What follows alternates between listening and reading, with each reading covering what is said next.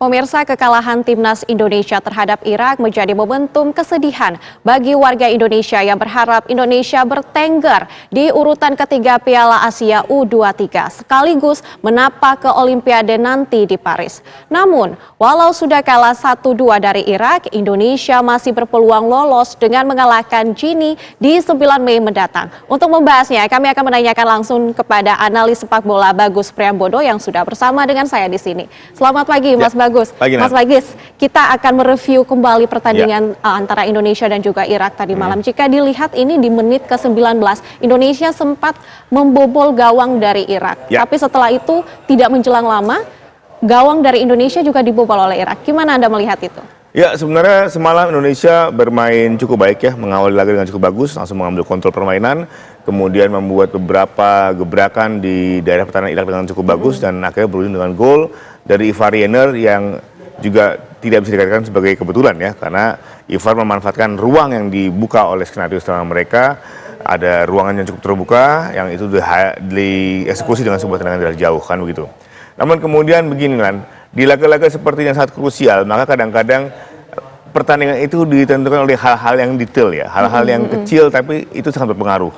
Ketika kemudian Zaid Tassin berhasil menyampaikan skor, maka kemudian akan timbul pertanyaan, kenapa bola tidak bisa diraih dengan baik oleh Hernando Ari? Kenapa arah tinjunya malah mengarah ke daerah sendiri? Kenapa kemudian pertama arahan kalah duel dalam sundulan?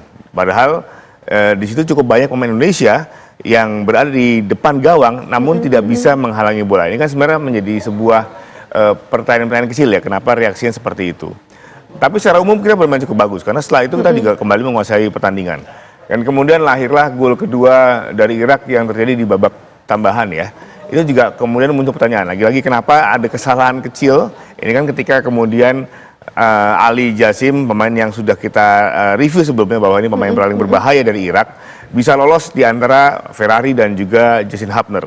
Terus kemudian pertanyaannya kenapa kemudian Hubner salah mengantisipasi, lalu kenapa kemudian pemain yang lain tidak bisa mengejar Ali sehingga akhirnya terciptalah gol kedua dari Irak. Ya memang itulah sepak bola ya, kadang-kadang ketika pertandingan yang sedemikian rumit, sedemikian sulit bukan cuma masalah karena taktik ataupun cara bermain, tapi detail-detail yang kemudian gagal diantisipasi atau mungkin tidak tepat mengantisipasinya di momen tersebut, maka terjadilah gol. Dan kita harus mengakui bahwa Irak memang semalam adalah pihak yang menjadi pemenang begitu. Artinya hal-hal kecil seperti itu yang perlu diperhatikan oleh timnas Indonesia. Nah, Mas, jika kita lihat terkait dengan pola permainan dari timnas tadi malam dibandingkan dengan permainan sebelumnya, apakah ini menunjukkan pola permainan yang semakin baik ataukah bagaimana, Mas? Kalau saya melihat sih memang laga semalam agak unik ya, tapi tidak mengubah jati diri permainan Indonesia sendiri. Pakem awal dia bermain dengan 4-3-3, namun kemudian pada saat bertanding formasi lebih fluid, ya kan? Kehadiran Rafael Struijk juga membantu pola serangan yang diinginkan oleh Sinteyong sebagai pelatih. Namun begitu memang ada beberapa pemain yang kemudian tidak berada dalam top performance ya. Saya mencatat misalkan Witan tidak begitu terlihat dibandingkan laga sebelumnya. Kemudian Mas Rino juga tidak begitu sabar dalam beberapa momen. Ada momen yang mestinya dia bisa berkreasi lebih banyak, tapi kemudian dia melepaskan tendangan jarak jauh yang tidak efektif.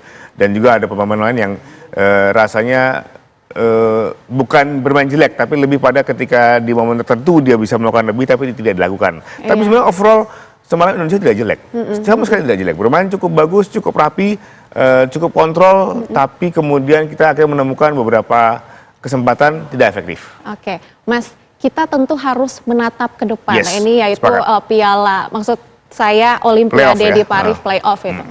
Menurut Mas, apakah Indonesia memiliki peluang yang baik untuk memenangkan pertandingan dengan Gini, wakil Afrika nanti? Oke, Gini adalah peringkat keempat dari kualifikasi di Afrika. Dia mencatatkan rekor 1 kali menang, 1 kali seri, dan 3 kali kalah. Untuk menjadi nomor 4, dia kalah dari Maroko, mengalahkan Kongo, menahan seri Ghana, kemudian harus mengakui keunggulan Mesir dan juga Mali, gitu ya.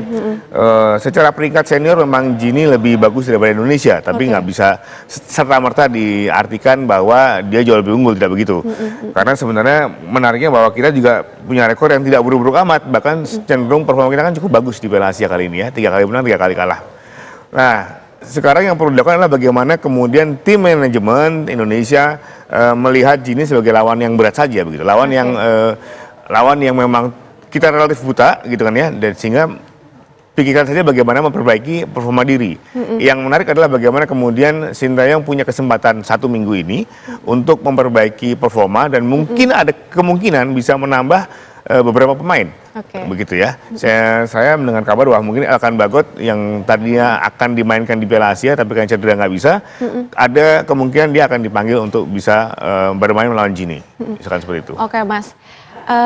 Jika kita lihat untuk pertandingan nanti, setiap negara itu tentu pasti memiliki pola ataupun keunikan permainan masing-masing gitu. Dari pola Indonesia sendiri, untuk melawan Gini apa sih yang perlu dipersiapkan sehingga Indonesia bisa mendapatkan peluang yang begitu besar untuk menuju ke Olimpiade Paris nanti? Dari apa yang disajikan selama Piala Asia, saya pikir yang perlu diasah dalam waktu yang singkat adalah killer punch ya. Jadi bagaimana kemudian para pemain Indonesia efektif dalam memanfaatkan peluang, tidak cuma sekedar mengkreasikan, karena saya pikir untuk mengkreasikan kita punya banyak cara untuk membuat peluang gitu ya, tapi kemudian kita seringkali ketika ada momen itu datang, kita tidak efektif melakukannya, tidak efektif untuk mengeksekusinya. Jadi peluang yang tadinya manis besar jadi terbuang begitu saja. Nah, ini yang saya pikir menjadi PR, karena sebenarnya mau lawan siapapun juga kan, selama kita bermain bagus, selama kita bermain efektif, kan nggak ada masalah kan gitu.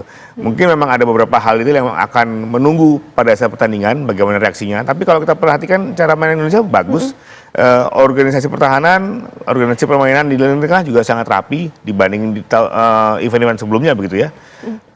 Nggak ada yang salah sebenarnya. Lebih pada saat menyerang, ya kalau bisa sekali pulang gol gitu loh. Baik, artinya Indonesia perlu memperhatikan detail-detail kecil dari setiap permainan ataupun pola yang dilakukan begitu ya.